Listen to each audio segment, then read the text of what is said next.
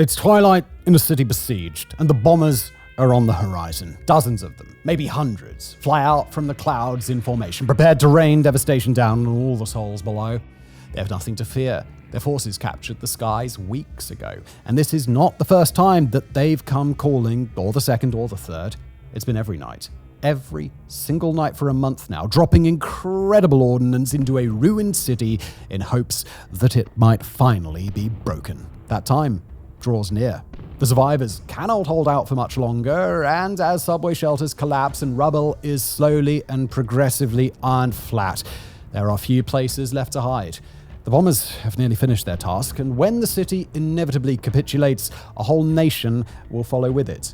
It is a scene not just from one city, not just from one war, but a scene that's been replayed again and again across decade after decade of the modern age. If the great wartime lesson of the 20th century is that air power reigns supreme, then the true expression of its value, the highest order symbol of the absolute power it confers, is strategic bombing. It's a means to achieve dominance, a tool to end wars with authority, and a hallmark of the most dangerous and effective militaries of the modern era. So in this installment of our Art of War series, we're going to examine strategic bombing, the way it works, the past and present nations that have mastered the technique, and why strategic bombing, above all else, is an expression of absolute power.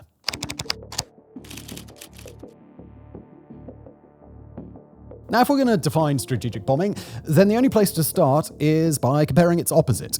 Although the phrase tactical bombing isn't quite so well used as strategic bombing, it's a very useful way to clarify just what we're talking about. The use of bomber aircraft, or really the use of any aircraft carrying bombs, is rather straightforward. High explosives are on board an aircraft, they're going to get dropped onto someone or something's head, and they're going to explode, dealing untold damage to the target beneath. But what sets apart strategic bombing is a matter of intent. Aerial bombardment on a tactical level is a matter of destroying ground targets, changing the course of a battle, targeting specific enemy assets, and doing whatever else is necessary to win a specific moment. It's tactical, it's meant to accomplish an immediate goal to support a concrete military operation, and although it'll undoubtedly have repercussions in some way as time goes on, the overarching hope is that these particular bombers can achieve an immediate effect. Strategic bombing, however, is a whole different game. The objective, anytime a military chooses to engage in strategic bombing, is to make a considerable impact on not just a battle, but an entire war. Sometimes that's by bombing military targets that are absolutely indispensable for a fighting force, their command and control headquarters, their major bases, or the political center where a civilian government makes wartime decisions. Sometimes it's by running a concerted campaign against not just an enemy target, but an enemy capability, eliminating its naval power by destroying all of its naval bases, or eliminating its ability to replenish its troops by destroying all its training facilities and the recruits stationed there.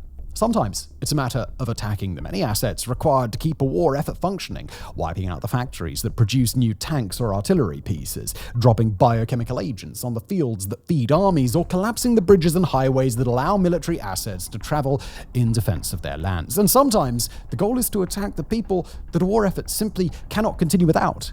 The civilians, who keep order and fuel industry on the home front, but can force any nation to capitulate if their will to fight is entirely depleted. No matter the specific target, the goal of strategic bombing is always the same: to bring about large-scale collapses for the enemy that make surrender more likely and make resistance more difficult. And just like the ultimate objective, the means by which strategic bombing is achieved will always remain consistent. It's achieved through the use of aerial assets, be they fighter or multi-role aircraft that can drop a few bombs or missiles at a time, or heavy-lift, long-range bomber aircraft purpose-built for the role, or unmanned systems like cruise missiles or unmanned drones. If those air assets are to be useful, they'll need to operate at scale, not in ones or twos with the intent of carrying out precision strikes, but in the dozens or the hundreds to engage in a sweeping offensive. By attacking from the air, a military force becomes faster, more technologically sophisticated, harder to predict, and harder to defend against. They can attack from long range, sometimes exceptionally long range, striking in all-out air raids and disappearing before an enemy force can muster a defense. They can transport meaningful amounts of ordnance to a target zone with minimal hassle, doing in minutes what would take an on-the-ground sabotage campaign months, and reaching targets far outside the range of any land or naval artillery piece. Strategic bombing comes only after a military can deal with a few key barriers, the most basic of which is the cost. Whether it's B-29s in 1944 or Kinzhal missiles in 2024, the technologies required to engage in strategic aerial bombardment at scale have never been cheap and likely never will be. Nations don't always have to invest in a 1,000-strong fleet of long-range bombers, but they've got to be able to set aside much more money for a war than their anticipated adversaries, or otherwise be able to justify spending a high proportion of their wealth on strategic bombing assets. As much of a statement as they may be, strategic air assets are an added and basically optional expense for the vast majority of nations. Those nations must be able to counter all of an enemy's tactical threats and more. After all, a strategic bomber fleet does no use if the nation that controls it doesn't invest enough in its ground troops to prevent a lightning assault from the country next door. If two nations are otherwise at or near military parity with each other, then the one with strategic bombers holds a massive advantage. But if a nation is coming from behind or expects to be an underdog, then strategic bombers are an entirely unnecessary expenditure compared to the bare-bones assets that are required for a national defense. Some nations have a somewhat different calculus ahead of them. For example, nations who are separated from adversaries by great oceans or are surrounded by a cluster of friendly neighbors might not have to think so much about territorial defense. But even for them, the calculus works out similarly. Strategic bombing capability only makes sense when a nation can be very confident that its national defense and its less spectacular military assets are taken care of. And once the conflict actually begins, strategic bombing is subject to a second constraining factor: air superiority. The assets used for strategic bombing, be they heavy bomber aircraft, drones, cruise missiles, or even fighter jets weighed down with bombs, are vulnerable in the air, and they can fall prey to everything from on-the-ground air defenses to enemy interceptors. Air superiority doesn't have to last long, and it can be achieved in many ways, but for the purposes of strategic bombing, it is essential. An overflying force might rely on its own accompanying fighter escort prepared to deal with incoming interceptors or fly ahead and take out ground targets. It might attempt to attack quickly, coming and going with the element of surprise, or to attack stealthily in the case of advanced militaries that can field stealth aircraft. Or, as has historically been the case rather often, a strategic bombing campaign might begin only after a rival air force or air defense system has been neutralized. In a situation like that, bombers or cruise missiles could fly with impunity, even despite the continued presence of adversaries on the ground. Once that's done, strategic bombers can execute their mission with great effect, crippling an enemy military or vastly reducing its people's will to fight.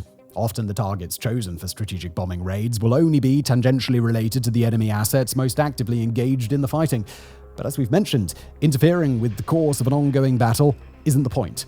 Strategic bombing is a pressure tool. It's a means by which a military can change the way its adversary thinks about the conflict it's caught up in.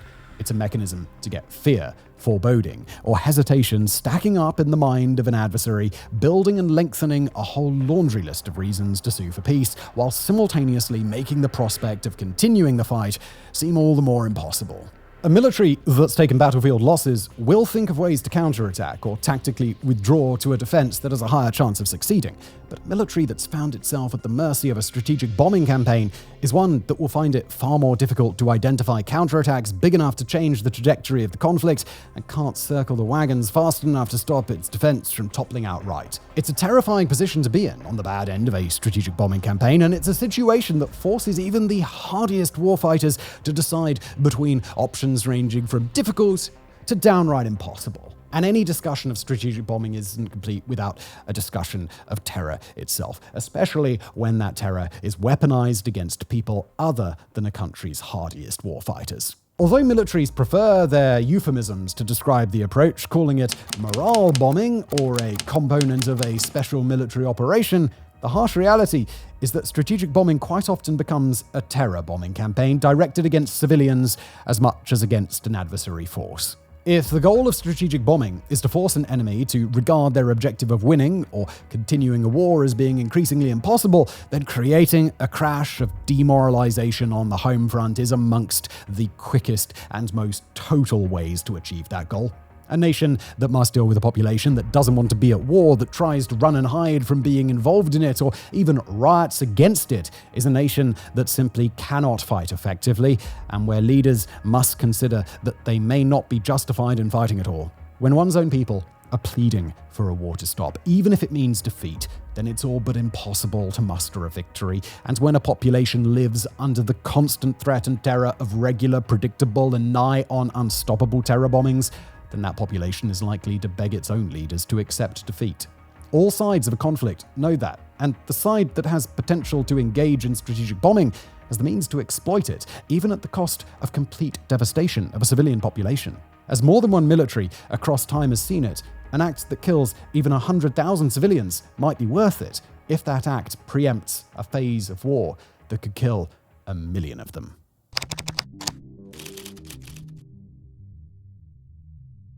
Without the power of flight, it should be no surprise that for the vast majority of human history, strategic bombing has been nothing but a fantasy. For millennia, the closest anybody got to strategic bombing was to get some warriors climbing up trees and throwing coconuts onto the heads of the enemy. But, well, that all changed when the First World War grew out of its early stages and began to evolve a bit. Credit for the first act of strategic bombing goes to Germany, when in 1915, German commanders seized on the success of small-scale Zeppelin raids over England and began to think a bit bigger. In that year, the silhouettes of great big Zeppelin bombers over London became a regular, albeit unwelcome sight. Looming over the city, attacking at night and framed only by the light of the moon, Zeppelin crews were able to take their pick of the brightly lit targets below.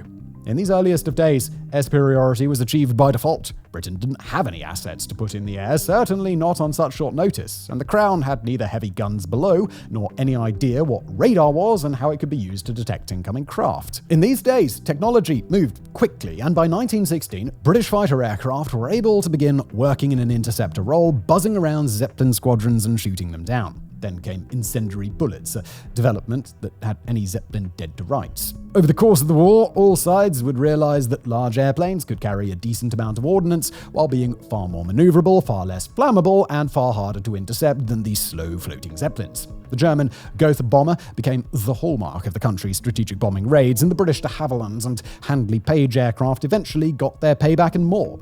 By the end of the war, British strategic bombers would drop double the ordnance on Germany as Germany had on Britain, although the total sum by both nations, less than 1,000 tons of explosives over the course of the war, is simply pretty laughable by today's standards. France, Russia, and Austria-Hungary pulled off their own strategic bombing attacks, although not in large enough numbers to turn the tide of the war.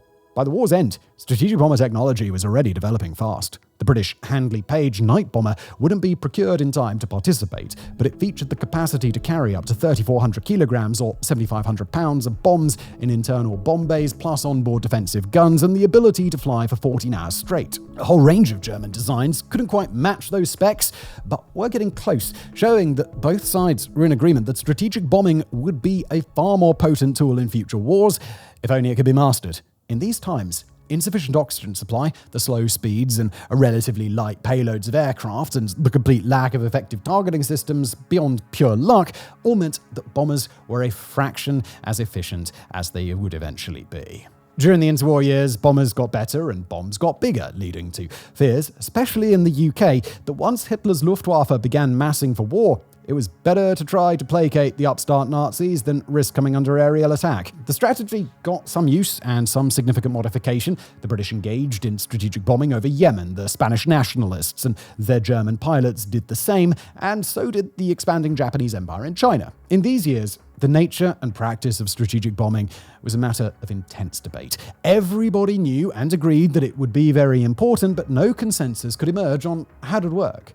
In the early 1930s, strategic bombing doctrine was best expressed in one iconic phrase from British parliamentarian and both past and future Prime Minister Stanley Baldwin, quote, "The bomber will always get through." As Baldwin and many contemporaries saw it at the time, strategic bomber aircraft were getting too big, too fast, and too effective for single-engine fighter interceptors to keep up. And according to them, that's how it was always going to be. Some theorists agreed. In Italy, for example, General WWII spent years advocating that strategic bombing would decide the course of future wars, especially by terrorizing populations, but seemed to have convictions that were immune to future realities, like effective air defense. In the US, one Billy Mitchell didn't share those opinions and instead led a campaign for a unified independent air force of bomber, fighter, and other aircraft with such a force and vigor that it was considered nearly treasonous at the time. By the late 1930s, careful observers had realized that the bomber did not, in fact, always get through, but the vast majority of policymakers still believed that any coming war would be a brief, albeit exceptionally brutal affair, decided by whichever side could run a more effective immediate bombing campaign.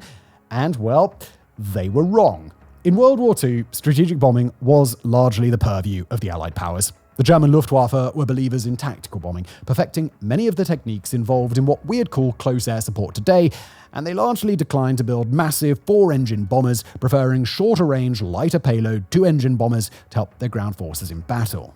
Japan largely thought the same way, and in any case, it was equipped for island-hopping rapid operations against enemies it could crush or targets that, in the case of America's Pearl Harbor, would be hit in preemptive single attacks rather than by a concerted campaign. Japan didn't entirely decline to engage in strategic bombing, but the targets it chose usually weren't able to hold out from the ground assault long enough to be the subject of a long bombing campaign. Meanwhile, the Germans would engage in strategic bombing in advance of their attacks on continental Europe and would attempt a long strategic bombing campaign via the Battle of Britain, but neither would be ultimately successful. In fact, the Battle of Britain revealed to Germany a lesson that those same careful watchers had already learned from the Spanish Civil War, that when aerial bombardments of civilian targets achieved results that were less than apocalyptic, they were often a catalyst for communities and nations to band together, rather than a descent into panic. Hitler's Luftwaffe pilots understood that point before the war began, but their dictator, not so much. The Allies, though, would take the art of strategic bombing to the next level. Armed with beasts like the B-17 Flying Fortress, the Avro Lancaster, and eventually the B-29 Superfortress, the US and Britain were able to carry out massive strategic bombing campaigns in both theaters of the war. Britain served as the tip of the spear, pushing back the Battle of Britain against all odds and starting to launch their own counter-raids against the forces of Berlin. The British launched their attacks primarily against industrial targets during night raids into German-held areas, attacking brightly lit blast furnaces, oil facilities, and more. Months later, they'd shift into a wider range of attacks against war production capabilities, supply lines, and more. When the United States got involved in the war, their forces had a much tougher time at first, relying on long-range aircraft without fighter escorts. But once those comparably long-range escorts came along, America's strategic bombers became a force to be reckoned with. German cities, especially Dresden, and Japanese cities, especially Tokyo, became primary targets for the air campaigns, where intense bombing gave way to firestorms that killed immense numbers of civilians. And in the late stages of the war, strategic bombing moved from the domain of aircraft and conventional bombs alone to something more, and something far worse. Although Germany's V-2 rocket program wouldn't advance fast enough to make a difference, it paved the way for the rise of ballistic missiles, now a key component in strategic bombing campaigns. And while the United States would only drop 2 atom bombs before Japan raised the white flag, the nation ushered planet Earth into an age where strategic bombing took on a whole new level of world-devastating importance. Whether the atom bomb was strategically necessary or not is an unresolved debate for another day. But the thought process behind its use was the ultimate expression of strategic bombing theory: to make the list of challenges an adversary faced in continuing their war impossibly long and daunting, and to force a morale drop so catastrophic as to become unrecoverable. The Cold War was defined by its primary conflict, the long struggle between the Soviet Union and the United States, and strategic bombing during that half-century-long conflict would never be used directly by one side against the other. But although the actual practice of strategic bombing was entirely absent, strategic bombing capability nonetheless took center stage. Over the course of that war, the ability to deploy a nuclear bomb was of paramount importance for both superpowers, and the approach of both sides changed quickly over time. Heavy strategic bombers got jet engines and eventually went supersonic, while nuclear warheads were adapted to smaller and smaller weapons until they could be carried on rocket-like fighter planes traveling at over twice the speed of sound. The concept of a multi-role jet aircraft was introduced largely for that reason, so that aircraft fast and nimble enough to evade enemy air defense could cause levels of devastation previously reserved for true bomber aircraft. Both sides developed intercontinental ballistic missiles and drastically improved their cruise missiles, even learning to build submarines into effective vectors for strategic bombing campaigns. But just as important was a cultural change on both sides that shifted against the actual implementation of strategic bombing. For a major nuclear-armed power to actually engage in the use of their nuclear weapons, that would only result in one of 2 possible outcomes. Either it was part of a 2-way nuclear exchange that would end the world, or it was a step so unthinkably disproportionate against a non-nuclear-armed nation that it would turn the nation that perpetuated such an attack into the ultimate evil. So, the Cold War saw the end to a strategic bombing status quo that had previously seen powerful nations be allowed to use every tool at their disposal in the skies. But conventional strategic bombing, now seen as the least worst option for aerial campaigns, was another matter entirely. And if anything, it became even more an instrument of war during the proxy conflicts waged all across the Cold War. The Americans used strategic bombing liberally during the Korean War, eventually forcing an armistice to be signed in order to draw the conflict to a close. In Vietnam, the US held itself back from full engagement in strategic bombing, but still used the approach at scale to devastate North Vietnamese forces. In this same time, carpet bombing became a far more widely used strategy to try and hit concealed or otherwise hard to identify targets, and precision weapons were introduced too, in a rare move that actually brought down civilian casualties. In Afghanistan, the Soviet Union would engage in limited strategic bombing, although their efficacy was limited by many of the same factors as the Americans had dealt with in Vietnam. And in a smaller regional case, Iraq used strategic bombers, even the supersonic Tu-22, to carry out raids on Tehran and elsewhere, while Iran attempted to retaliate with air raids of its own.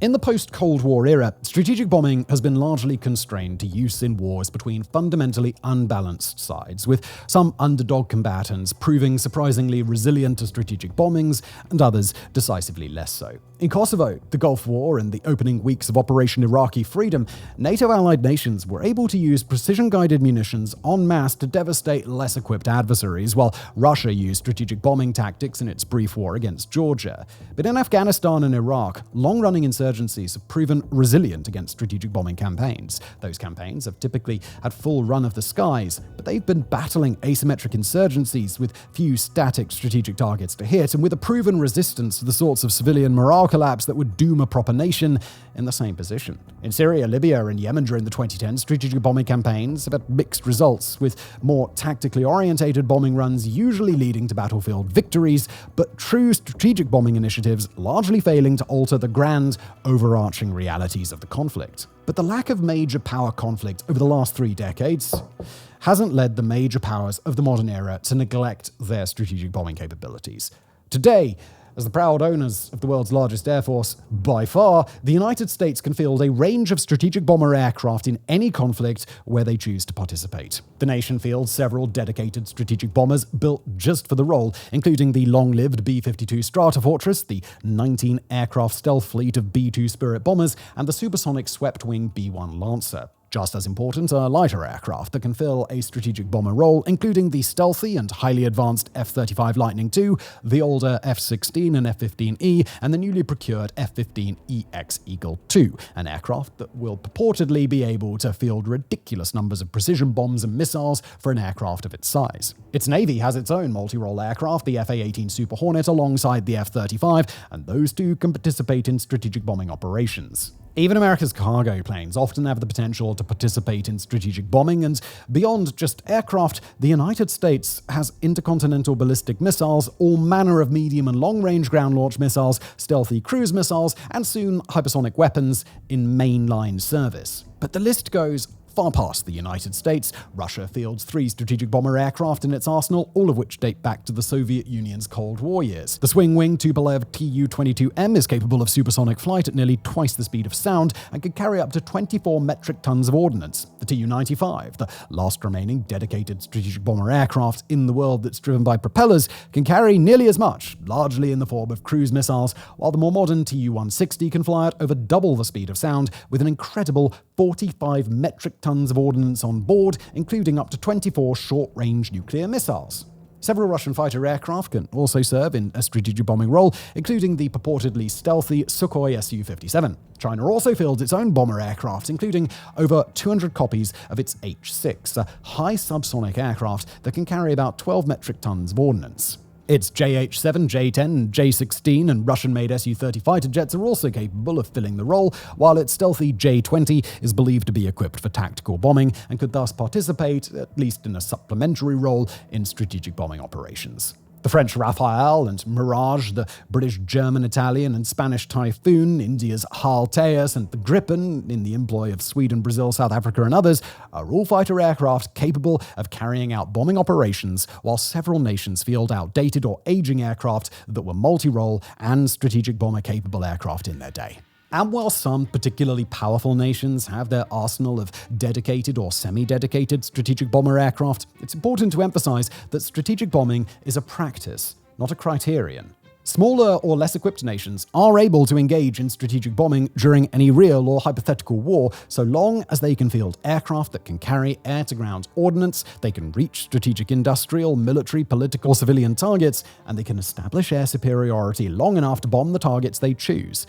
If, for example, Ethiopia were to go to war with Somalia, its 30 or so Russian-made multi-role aircraft could depart from Ethiopia, lay waste to Mogadishu, and return home, relying on their speed and air-to-air weapons to deal with Somalia's far more numerous, but far lower quality and more poorly maintained fighters and interceptors. The same is true for any nation that finds itself with a material air advantage over its adversary. The important part isn't the quality or potential of the aircraft involved, but their relative utility and potential when compared to the adversary they've got to fight against. Those aircraft or missiles have to be able to travel to a certain range, they've got to be able to fly and carry ordnance in high enough numbers that strategic bombing makes sense as an approach, but so long as they check those boxes, strategic bombing is on the table. In the 2020s, strategic bombing is on full display in both of the world's most prominent ongoing conflicts. Although the Israel Defense Forces would likely disagree, Israel's air war in Gaza against the militant terror organization Hamas meets an objective definition of strategic bombing. Using a combination of precision and unguided munitions against Gaza, Israel has proven itself willing to accept stunningly high rates of civilian casualties. Israel's approach mirrors other strategic bombing campaigns of past wars and militaries, bombing the civilian population to an extent that, intentional or no, it certainly resembles air campaigns meant to break the morale of an adversary people in order to bring about an end to war. Hamas largely lacks the strategic infrastructure that would be a target for other similar bombing campaigns, but hospitals, weapons depots, and command and control centers certainly suffice. In Russia, strategic bombing has been a major part of Moscow's approach to its invasion of Ukraine. Mostly carried out via ballistic and cruise missiles and long-range kamikaze drones, Russia has launched devastating attacks against Ukrainian infrastructure over the last 2.5 years. That's included attacks on hospitals, supply depots, factories, and more, but predominantly against Ukraine's energy infrastructure, where power stations and other critical systems have come under withering attack. But Ukraine, to its credit, has been largely able to deter Russia's strategic bomber aircraft, relying on air defense systems to intercept them and present a risk that they might be shot down. That change, prompted by Russia's preference to avoid any loss of face over an invasion gone wrong, has led the destruction within Ukraine to be considerably less cataclysmic than it otherwise might have been. And now, after a long-running sabotage campaign on the ground and intermittent drone attacks into Russia, Ukraine looks as if it too might begin to engage in strategic bombing as well. Although the country currently lacks the means to do so, its long-time military leaders understand the relevance of strategic bombing, and after the Cold War, Ukraine was even one of the few nations in the world to have a fleet of strategic bombers, at least for a while. Now, long after those bombers were given back to Russia, Ukraine has gained access to the multi-role bomber-capable F-16, a platform capable of launching weapons at long range. Using relatively new US and Europe-supplied munitions, Ukraine is likely to use its F-16s to begin a counter-strategic bombing campaign against Russia to raise the costs of the war imposed on Moscow. As time goes on, most major nations agreed that strategic bombing won't be going anywhere anytime soon. The United States is soon to begin fielding its newest stealth strategic bomber, the B-21 Raider, and its new F-15EX Eagle II is likely to play an increasingly major role in bombing operations where stealth is not required. China claims to be working on a similar stealth bomber, the H-20, although it has yet to be revealed. Russia's PAKDA, a similarly stealthy purported strategic bomber, also has yet to be revealed, although the advanced aerospace assets Russia currently fields, with both the word advanced and assets perhaps being a bit generous there, appear to be just vaporware. As new bombers begin to emerge, so do new missiles, including hypersonic one, along with cheaper kamikaze drones that are increasingly capable of engaging in conventional strategic bombing at long range. Although the nature of warfare is changing fast, and the nature of strategic bombing is changing with it, it's quite clear that the principle of the thing will be fundamentally unchanged for years, if not generations to come.